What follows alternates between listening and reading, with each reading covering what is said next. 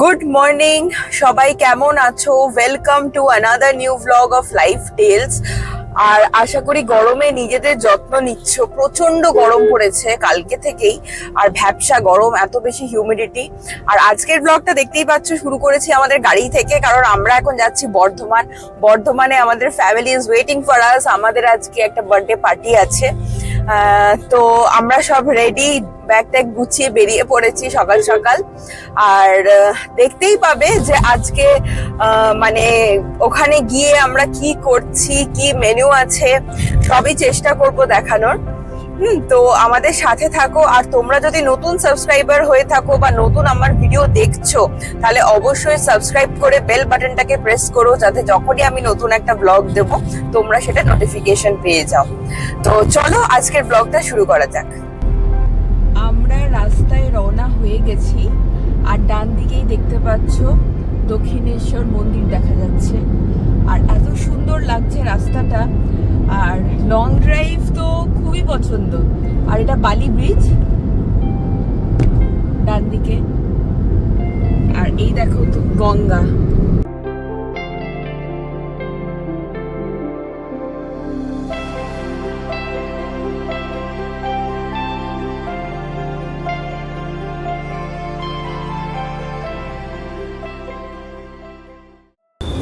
আমরা একটুখানি শক্তিগড়ে নেমেছি।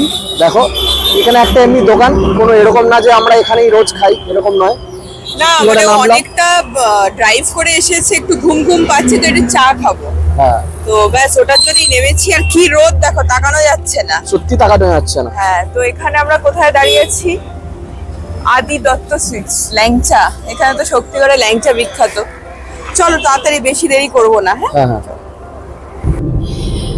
কিছুক্ষণ শক্তিগড়ে আমরা দাঁড়ালাম, দাঁড়িয়ে একটু চা খেলাম। মানে অতটা ডিস্টেন্স আসছি তো একটু নামতে, মানে অনেকক্ষণ ধরে বসে আছি।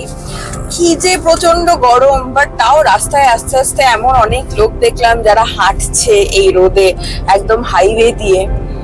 তো তখন মনে হলো যে আমরা অনেকটাই প্রিভিলেজড, তাই না? একদম। হ্যাঁ, তো আমরা হয়তো কমপ্লেনটাই বেশি করি।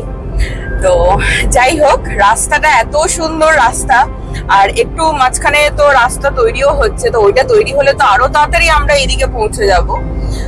তো সবাই অপেক্ষা করছে, ফোন করা শুরু হয়ে গেছে।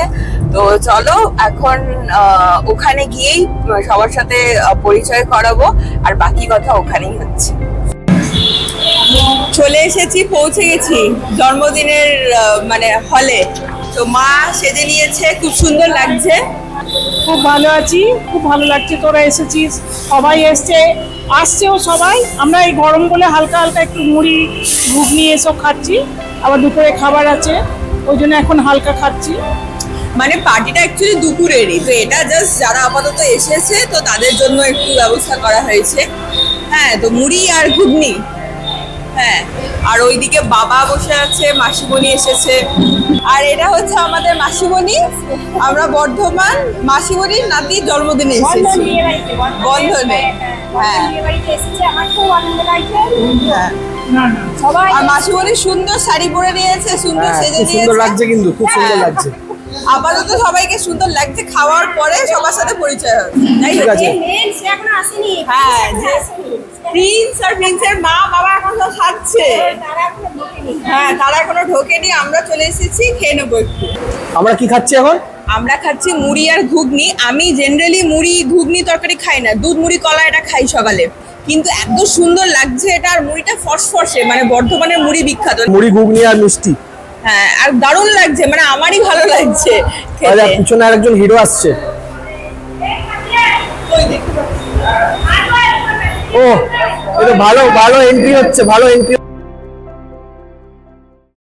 তো যেহেতু ছোটদের জন্মদিন, ওই জন্য বেলুন দিয়ে সাজানো হয়েছে, আর এক এক করে সবাই এসে পড়েছে।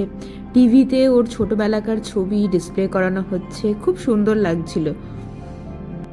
আর অবশেষে যেই ছোট্ট মানুষটির জন্মদিনে এত দূর থেকে যাওয়া তার দেখা মিলল। এত গরমে শুধু পাঞ্জাবিটিই পরতে পেরেছে, নিচে ধুতি বা পায়জামা কোনোটাই পরতে পারেনি। তবে মা বাবা সাজের কোনো খামতি রাখেনি। তাদের বিবাহবার্ষিকী না ছেলের জন্মদিন সেটাই আমরা বোঝার চেষ্টা করছিলাম। ভীষণ সুন্দর লাগছিল তিনজনকেই। তবে এই ফটো সেশনের পরেই শুরু হয়ে গেল এক কুরুক্ষেত্র। আর করবো না।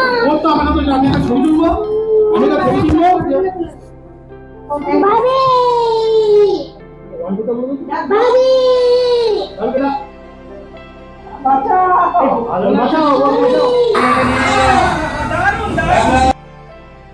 তো দেখো অনেক চেষ্টার পরে ফাইনালি ওকে জামা প্যান্ট পরানোর পরে তো রেগে মেগে বসে আছে। এরপর দেখো সব ঠাকুমা ঠাকুরদা সবার সাথে ছবি এক এক করে তোলা হচ্ছে, আমার মা ওর মা, ঠিক আছে। তো আমরা একে একে করে সবাই ওর সাথে ছবি তুলে নিলাম। ও মাঝে মাঝে চোখটাকে বন্ধ করে দিচ্ছে, আমরা ওর গাড়ি টিপে চোখটাকে খোলার চেষ্টা করছি, কত ক্যামেরাম্যানরা বলছে তাকাও তাকাও তাকাও, বাট ও কিন্তু একদমই শুনছে না। আমি ওকে দেখালাম যে ওইদিকে ক্যামেরাতে ভিডিও হচ্ছে, ও কিন্তু তাও একদিকে তাকাচ্ছে, একবার হেসে দিচ্ছে, কি মজাই না করছিল তারপরেও।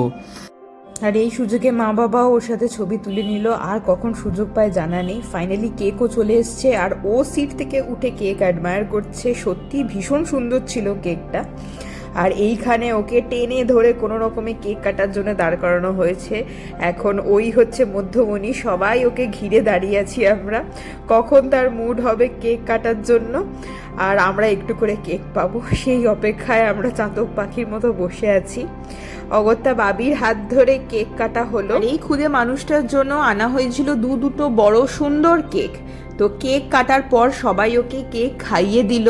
আর ও কিছুতেই ওখানে স্থির হয়ে দাঁড়াবে না, এদিক ওদিক চাইছে, একে ওকে ডাকছে।